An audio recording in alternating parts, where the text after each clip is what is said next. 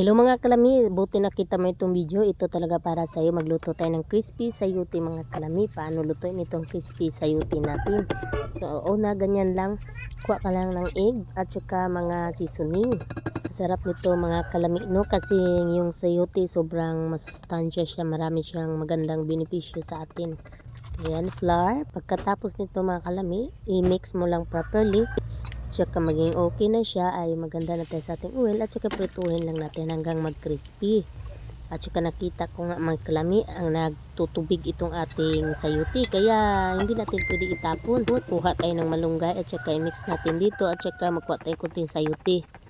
Ayan, para gawin din natin itong torta, hindi pwede magtapon ng pagkain mga kalami dahil sa hirap ng buhay ngayon. So okay na nga itong ating sayuti no.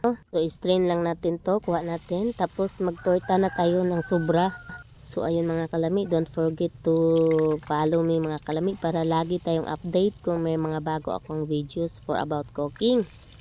Masarap yung sayuti mga kalami, kahit nga masarap itong sayuti mga kalami no, kahit hindi pa siya lagyan ng mga seasoning kasi matamis ito eh.